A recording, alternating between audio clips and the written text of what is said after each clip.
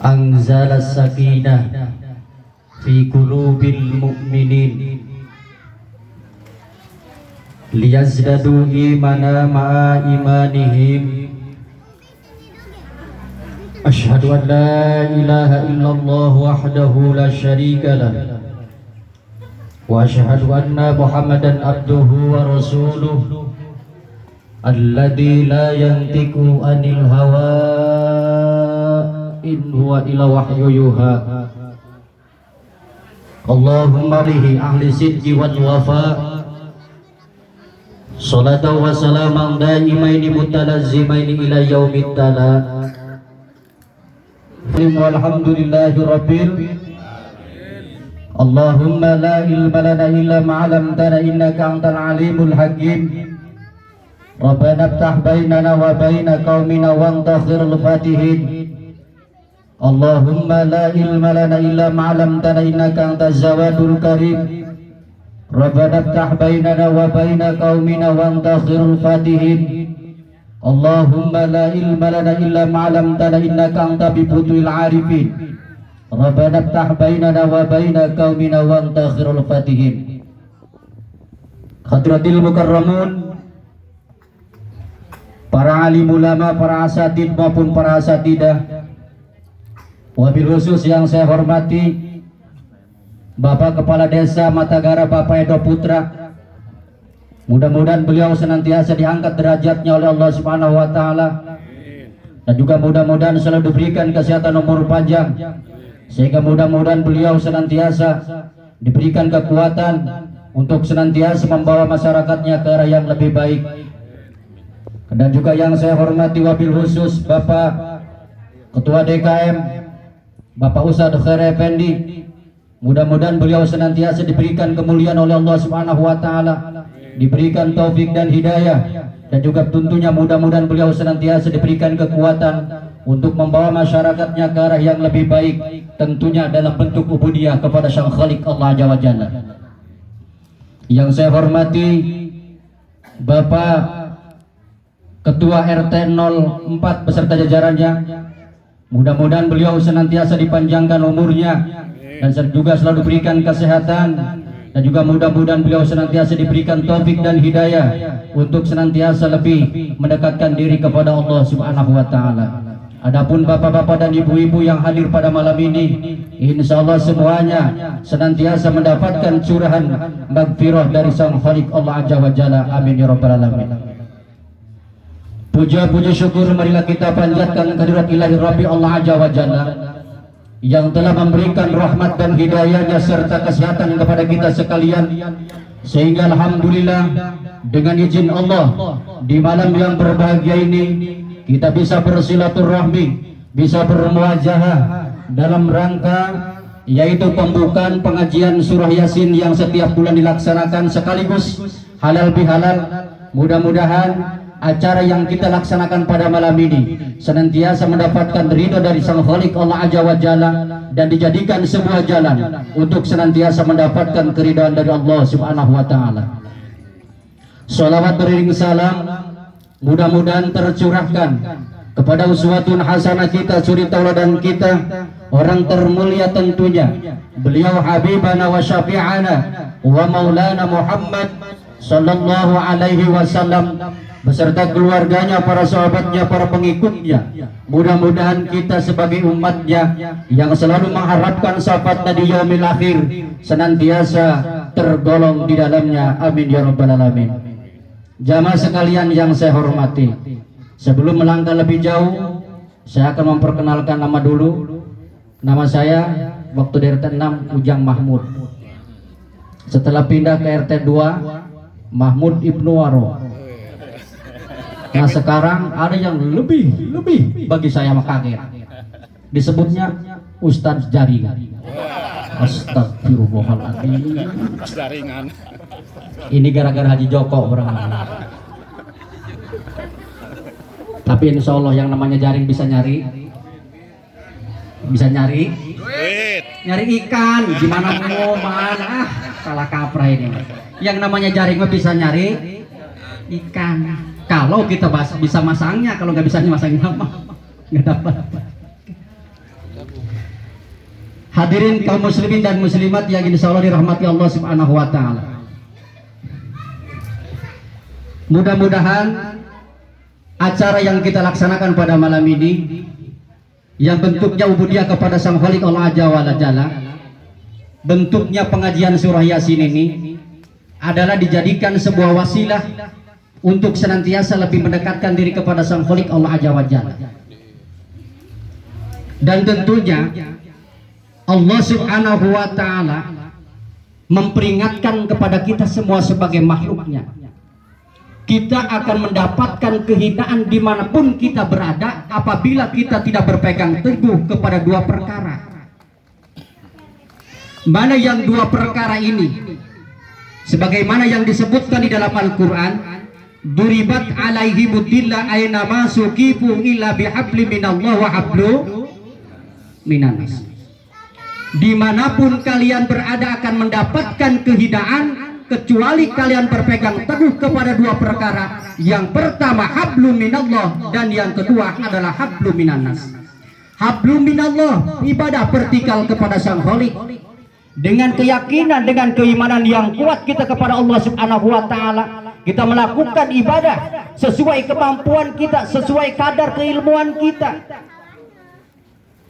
Kenapa kita harus ibadah dengan sesuai kadar keilmuan kita? Karena Allah Subhanahu wa taala tidak akan memberikan pahala kepada orang yang senantiasa melaksanakan ibadah tanpa didasari dengan ilmunya. Sebagaimana Ibnu Ruslan berkata dalam kitab Jubaid, pakulu man bi ghairi ilmin ya'malu a'maluhu mardud datun. Barang siapa saja yang beribadah tanpa didasari dengan ilmunya, maka tentu amalnya tidak akan diterima oleh Allah Subhanahu wa ta'ala. Makanya wajar kalau ketua DKM setiap hari Jumat woro-woro, yuk kaum muslimin dan muslimat, mari kita bareng-bareng hadiri pengajian fikih di masjid. Guru kita jauh-jauh dari Balaraja datang ke sini cuma untuk mendengarkan doang, kadang-kadang susah untuk datang. Bener cek Pak RT jelmana eta kene hebat, wajar jelmana eta kene ieu. Ulah dijen pusing urusan ibadah mah. Tidak jadi masalah, walaupun orangnya itu juga tidak jadi masalah. Kenapa? Berarti kita semua perlu mendapatkan hidayah. Makanya kita pada malam ini memohon kepada Allah Subhanahu wa taala. Yang pertama, mudah-mudahan kita sebagai warga RT 04 senantiasa diberikan hidayah oleh Allah Subhanahu wa taala. Ketika sudah diberikan hidayah, apapun yang akan terjadi urusan ibadah tidak ada penghalang bagi masyarakat di sini. Kenapa? Karena sudah mendapatkan hidayah dari Allah Subhanahu wa taala. Sebab kata baginda Nabi besar Muhammad sallallahu alaihi wasallam berkata, "Saya di zamanun alal ummati yafiruna minal ulama wal fuqaha fayabtali Allah bi salasati baliyah." Bakal datang nanti di suatu zaman terhadap umatku, kata baginda Nabi besar Muhammad sallallahu alaihi wasallam, di mana umat tersebut pada melari daripada ulama, pada menjauhi pada ahli fikih. Ustaz ciri ahli fikih katakanlah seperti itu. Sudah menjauhi para ulama, sudah tidak mau mendekati ahli fikih.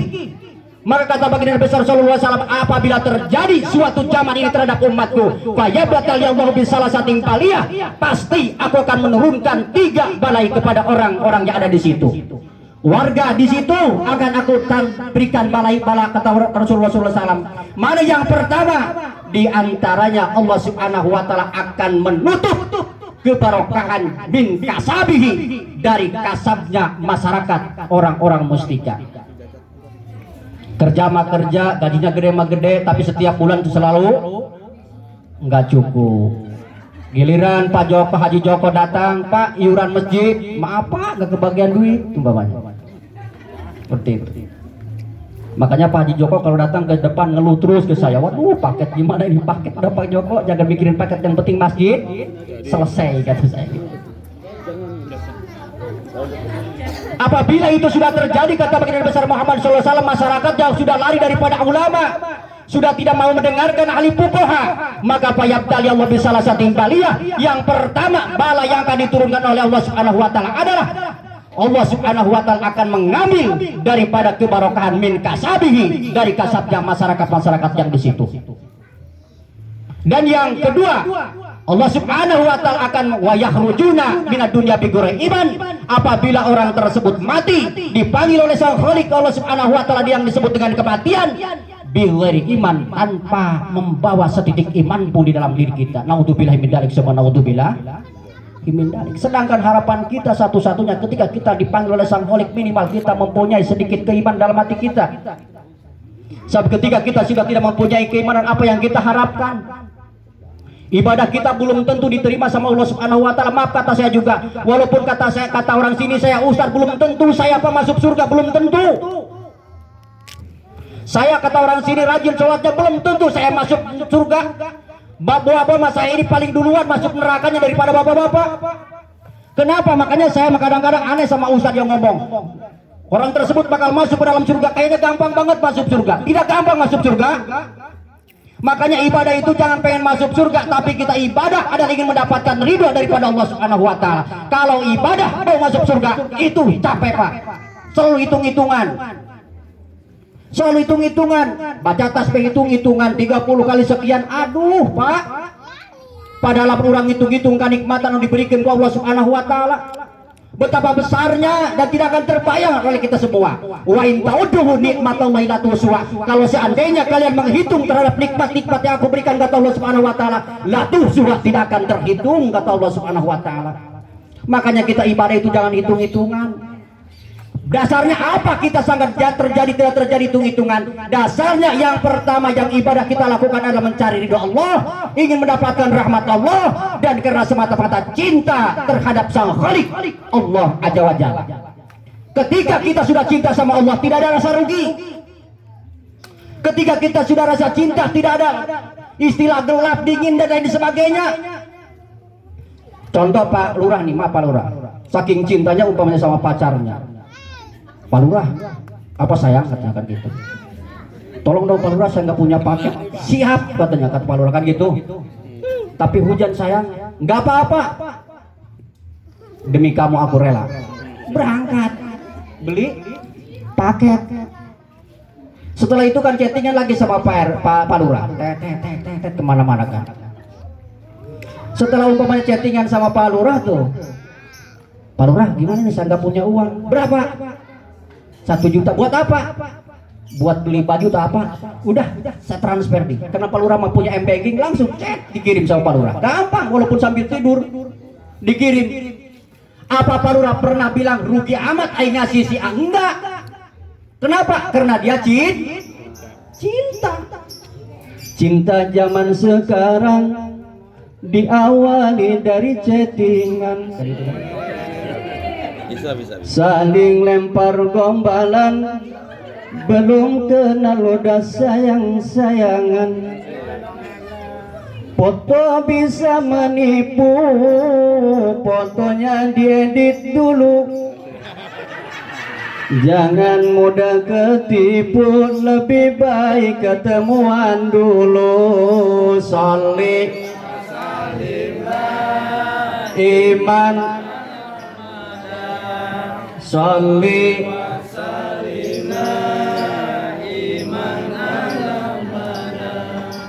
wal ali wal ashab liman qad wa'ada, wal ali wal ashab liman qad wa'ada. Karena cinta kepada Rasul, perbanyak sholawat. Ingin mendapatkan syafaat dari Rasul, banyak sholawat. Ini mah kita mah pengen mendapatkan syafaatul ummah daripada Rasul, baca sholawat pun gak becus. Gampang Bu baca sholawatnya. Mau sholawat umpamanya sholli wa sallim da iman ala mada, begitu umpamanya capek itu Seli Marcelina wa epita mala jajami harja wa oma irama, Seli Marcelina wa epita mala. Balik lagi sholawat lagi, sholli. Itu aja, nyanyinya dapat, sholawatnya dapat. Kalau di sini ada orang Bandung gampang. Ari es lilin mah cucu kan gitunya. didorong-dorong. Kita pengen lagu es lilin di sholawat. Allahumma sholli wa sallim ala sayyidina wa maulana Muhammadin adada ma bilmillahi sholatan daimaka didawaning mungkilahi. Mirip kan? Mirip. Ya kita sambil ngegendong anak, Ari es lilin mah, gitu kan ya. Gampang ibu. Kita mendapatkan kebarokan insya Allah. Yang penting walaupun nadanya lagu es lilin, tapi bacanya sholawat. Dapat. Itu yang pertama Pak. Apabila kita ingin maju di masyarakatnya, ingin maju di kepemerintahannya, ingin maju dalam rumah tangganya pun, adalah yang pertama kita adalah hablum minallah, harus ibadah vertikal kepada Allah. Yang kedua, tidak akan mendapatkan keinginan orang tersebut dimanapun tinggalnya apabila hablum minanas, orangnya selalu sosialisasi dengan masyarakat, orangnya selalu gabung, orangnya selalu campur gaul dengan masyarakat apapun bentuknya. Orang di situ yang penting demi kebaikan, bergabung.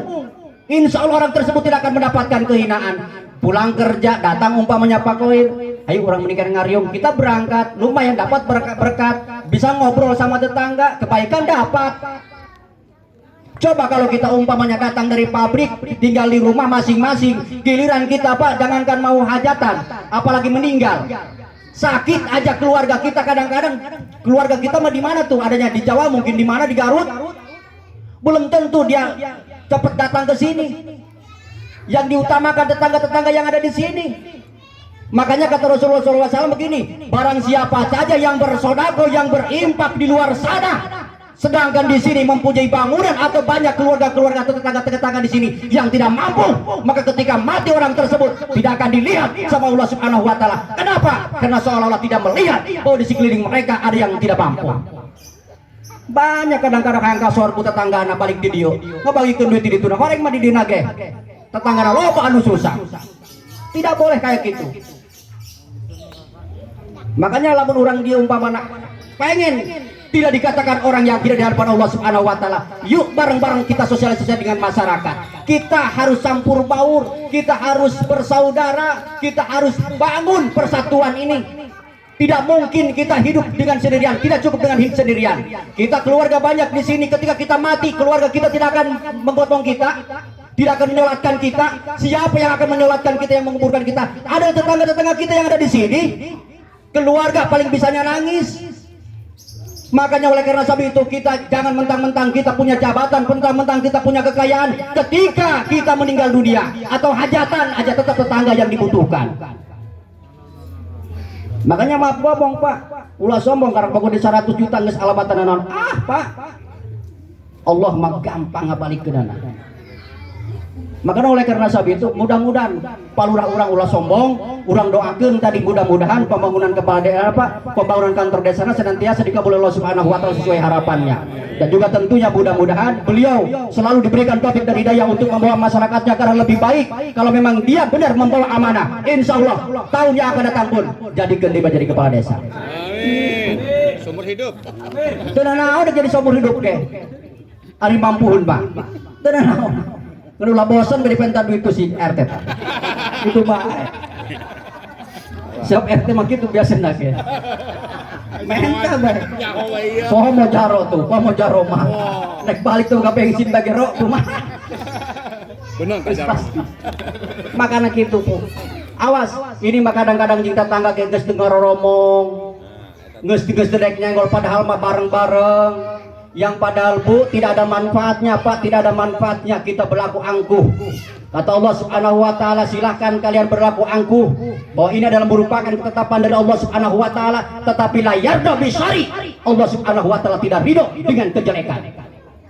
Memang ini semuanya adalah ketetapan dari Allah, datangnya dari Allah. Khairihi wa syarihi, bagusnya qadar dan jeleknya qadar minallahi taala, datangnya dari Allah Subhanahu wa taala. Tetapi la yarda bisyari, Allah Subhanahu wa taala tidak suka dengan yang namanya kejelekan. Makanya apabila kita bermasyarakatnya seolah-olah gontok-gontokan, jangan harapan ada kemajuan. Malah insya Allah, bukan insya Allah ini malah bisa jadi ajab diturunkan oleh Allah Subhanahu wa taala. Kenapa? Karena masyarakatnya pun sudah tidak mau bekerja sama. Ini mah kadang kala diajak ngaji ku Pak Koher pada nyeledeng, termasuk pula tilok hadir. Maka ada kula kau lagi izin. Nyeledeng, padahal beliau adalah menunjukkan kepada kejalan kebenaran. Mandala alal khairi falau ajru man amila biha. Barang siapa saja yang menunjukkan kepada jalan kebaikan, maka ganjarannya adalah seperti orang yang mengerjakan itu. Makanya kata saya juga semalam, atiullah wa atiur rasul wa ulil amri itu wajib hukumnya. Orang mustika ini wajib hukumnya. Sebab itu Al-Quran wajib hukumnya ngikutin apa yang diperintahkan lurah. Kalau memang itu lurah memerintahkan kepada kebenaran, cek lurah selesaikan itu masjid, yuk kita bareng-bareng impak. Sedikit harta kalian yuk impakkan demi pembangunan masjid. Kalau orang mustika tidak mengikuti aturan lurah, durhaka. Karena itu bukan hadis lagi, Al-Quran yang mengatakan atiullah wa atiur rasul wa ulil amri minkum. Silakan kata Allah Subhanahu wa taala, wa malam yahkum bima anzalallahu alaikumul kafirun. Barang siapa saja yang kalian mendalikan hukum tidak dipatokkan kepada dasar Al-Quran, bahwa kafirun, maka kalian adalah bagian orang kafir kata Allah Subhanahu wa taala. Makanya ini Al-Quran. Tapi awas kalau ngajak joget ulah diributkeun. Siga atas joget diburi. Makanya naik di penta duit QRT tadi nyelada nyeledeng dan dia pakai nyawer diburi ya. Ampurannya. Ayo sip tilu teh. Libur kabeh. Pengen ngomong kayak sip tilu teh. Kajian sip tilu mah masuk orang lah. Lain kurangan pulang geus serak ya, unggal puting pulang ngomong-ngomong kieu bae. Datang isuk-isuk lemparkan saja di depan, Masya Allah. Tapi tidak jadi masalah. Yang penting pembangunan masjid kita bisa terselesaikan, amin ya robbal alamin. Sebab Allah Subhanahu wa taala akan selalu menolong kepada orang-orangnya atau masyarakat yang ada di lingkungan kita. Kata Allah Subhanahu wa taala, apabila orang tersebut adalah menolong kepada agama Allah. Orang yang menolong kepada agama Allah, kata Allah, akan kutolong. Orang yang boleh dikatakan selalu membangun agama Allah, kata Allah Subhanahu wa taala, akan aku bangun apa yang dia dibutuhkan. Mudah-mudahan apa yang dibutuhkan oleh masyarakat Blok RW 10 tentunya Desa Matagara ini senantiasa dikabul oleh Allah Subhanahu wa taala. Yang penting yuk bareng-bareng kita selesaikan pembangunan masjid kita. Sebab kata Allah Subhanahu wa taala, "Mambana masjidan baitan di dunya, banallahu baitan fil jannah." Barang siapa saja yang membangun masjid di dunia, kata Allah Subhanahu wa taala, banallahu baitan fil jannah, pasti aku akan membangunkan rumah kepada orang tersebut. Yuk kita ngebangun masjid mah untuk satu masjid sendirian memang tidak dibolehkan sama Rasul juga, harus bareng-bareng supaya orang sini juga ikut-ikut berpahala gitu kan. Makanya ngebangun masjid itu jangan pengen selesai 1 tahun. Kenapa? Kalau 1 tahun selesai berarti kita impaknya juga selesai 1. Lebih baik 2 tahun 3 tahun. Kenapa? Tujuannya adalah supaya kita mempunyai kadar ibadah yang bentuknya impak kepada Allah Subhanahu wa taala, bukan saja tahun ini tetapi tahun yang akan datang pun kita harus berimpak. Mungkin hari ini orang sini tidak punya, mungkin tahun depan kita punya. Makanya kita mohon kepada Allah Subhanahu wa taala, mudah-mudahan selalu dibukakan pintu rezeki oleh Allah Subhanahu wa taala, senantiasa dibukakan kebarokah dari 7 lapis langit dan 7 lapis bumi sesuai janji Allah Subhanahu wa taala dalam Al-Qur'an.